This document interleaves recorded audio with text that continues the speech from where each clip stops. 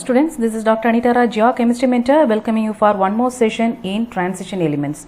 Today we shall see some tricks to write the electronic configuration of transition elements very easily. Okay, we shall move on into the topic now. So actually I have mentioned in my previous video that the transition elements are characterized by the filling of n-1d subshell, is it not? n-1d subshells, right? So because of that, this general electronic configuration of the transition elements is of the type n-1 d 1 to 10 ns 1 to 2.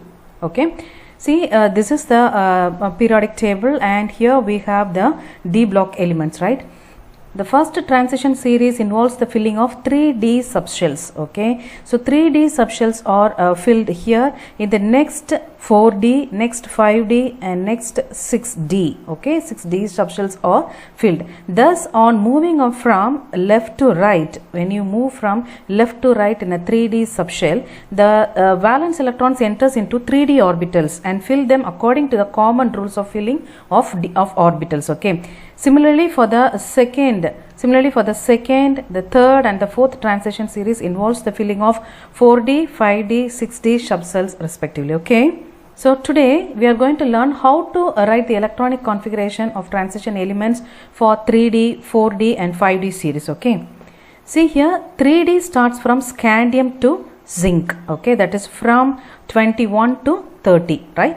And the 4d starts from yttrium to cadmium. Okay, that is from 39 to 48, and 5d starts from 57. Actually 57 is nothing but it is lanthanum. So next to lanthanum we have cerium to lutetium, but from cerium to lutetium, that is from 58 to 71, it's F block elements. Okay, so excluding these elements we have the next one, that is hafnium. So next to lanthanum, that is lanthanum atomic number is 57, and next to lanthanum we have hafnium, that is hafnium is atomic number is 72. So from 72 to 80, that is mercury, we have the D block elements, that is the 5d series. Okay, now we shall look at the 3d series, that is from scandium to zinc. Actually the general electronic configuration for this 3d series is 1s2, 2s2, 2p6, 3s2, 3p6, 4s2, 3d. Okay, so actually in 3d series the last electron enters into the 3d orbital. Can you understand? It will be occupying the 3d subshell. Because the last electrons are entering into the 3d subshells, we call these elements as d block elements. Can you understand? See, now we can see here for scandium it is 21. 21 means 2, 4. Okay, then 10, 12, 18, 20. So 1, the last electron is entering here as 3d1. So when you are taking into account titanium is 22. Okay, titanium is 22. In that case he will be having one more electron, so he will be writing here 2. Okay, for vanadium 3 again. So likewise the successive electrons for these elements will be entering into the 3d subshells. That's why these elements are called as d block elements. Okay, so though the electrons are entering into the 3d subshells or the d subshells, some of the elements will be having some anomalous behavior or some exceptional behavior. So let us see the trick through which it is easy to write the electronic configuration of all the transition elements, including some exceptional cases also. Okay, now let us see how to write the electronic configuration for 3d series. So before going into the topic, first you should know the trick. Okay, see, for the 3d elements we should not take few numbers while writing the electronic configuration. Okay, so what are the numbers we should ignore is for 3d. See, for 3d we should ignore 4 and 9.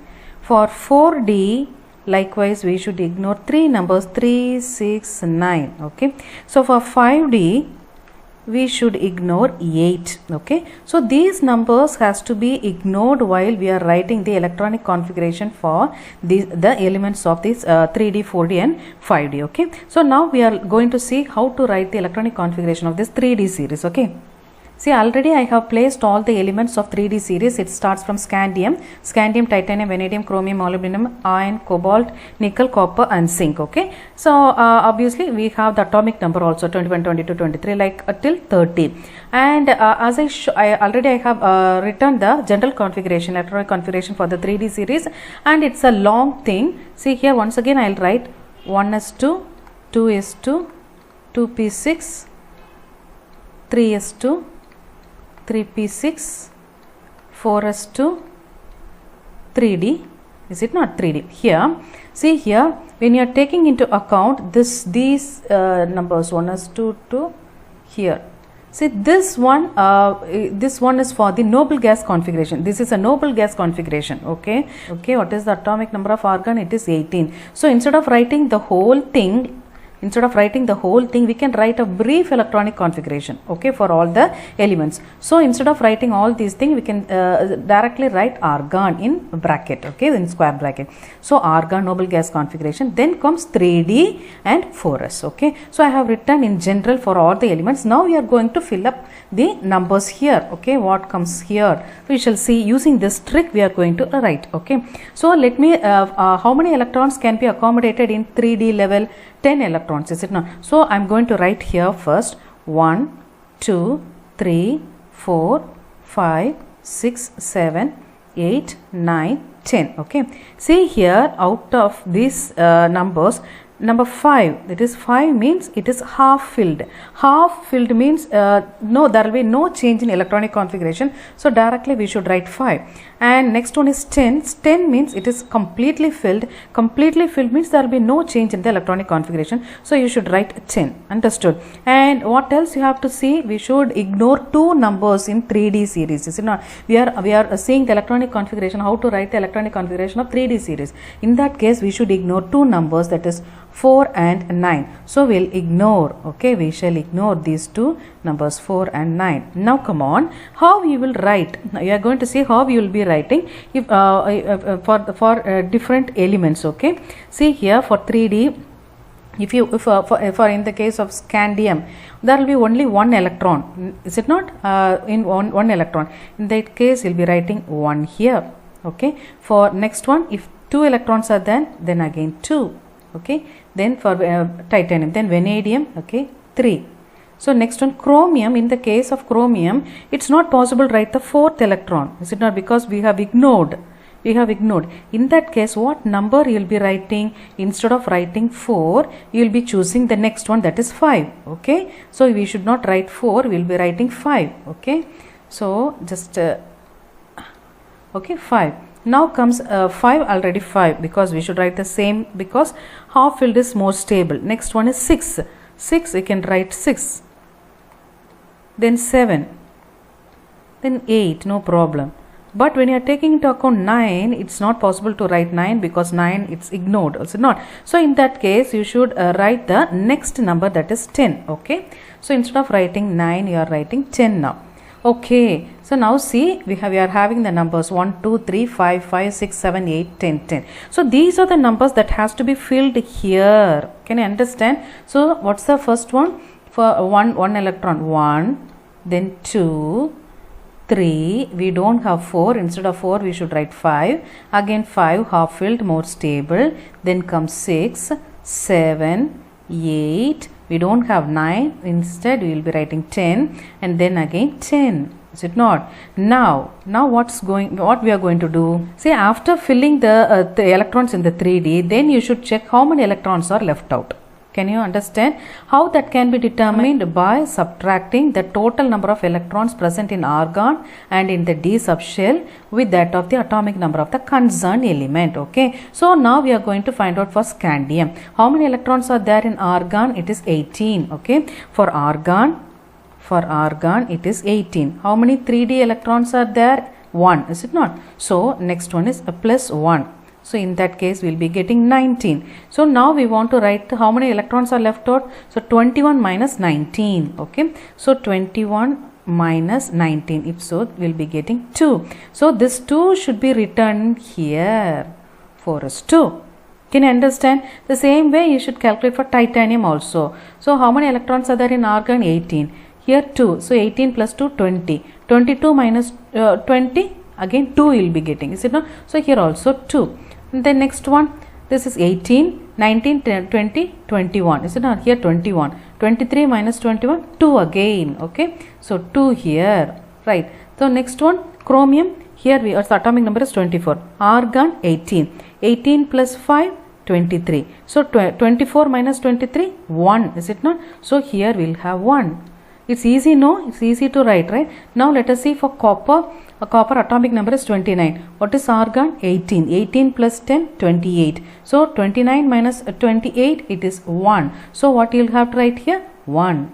So it's easy to write, is it not? This is how you should write down the electronic configuration for all the elements using this trick. Can you understand? Now we shall see how to write for the next series, that is 4D series, right? So before going to see the electronic configuration of the 4D series, these are the elements, is it not? From yttrium to cadmium, yttrium, zirconium, niobium, molybdenum, technetium, like, so you are having till cadmium. I have written that those elements here and their atomic numbers. So this is the brief electronic configuration, okay? So the nearest noble gas is krypton, right? Krypton atomic number is 36. So what is the atomic number of krypton? It is 36. So before writing the electronic configuration, we should know the trick, is it not? Which number has to be ignored in the case of 4D series? 3 numbers are there. For 4D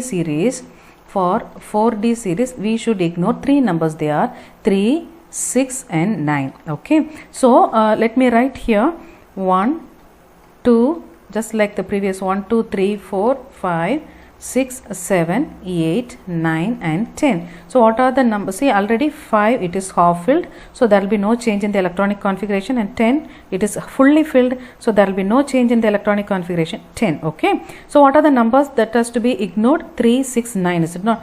3, then comes 6, then comes 9. Okay. So let us write the rest of the numbers. So if 1 electron is there, then we should write 1. If 2 electron is there, we should write 2.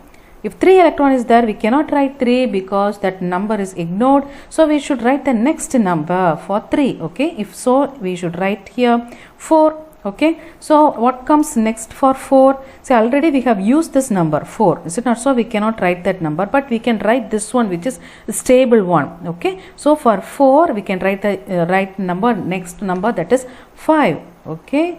Right. Now, then 5, there is no change in the electronic configuration. 6, we don't have 6, so we should write the next number, that is 7. Okay. So here 7. For 7, already we have used 7 here, so we cannot write same 7 here, so we should write the number 8 here. Okay. So 8. Understood. Next comes, say this already 8 is used here, so we cannot write 8 here, and we cannot write 9 also because that is ignored. In that case, we should switch over to the next one, that is completely filled and stable one, that is 10. So here we should write 10. Okay. 10, and for 9 also we are writing the same thing, 10. Can you understand? So this is what the number would be for the 4D subshell. Okay. So now we are going to write these numbers in the 4D subshell, right? So what's the number for the first one? 1. Next 2, we don't have 3, so we are writing 4, and 4 already we have used, so 5, again 5, then 6 we don't have, so 7, and then comes 8, and we don't have 9, so for the rest of the 3 we are writing 10, 10, 10.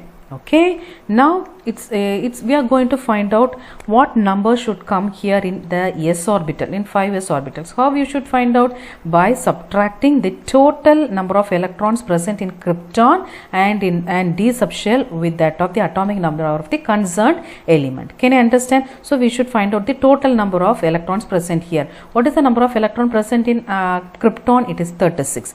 Then here 1 already, is it not? So 36 plus 1, 37. So 39 plus 39 minus 37 is 2, is it not? So here we'll have 2.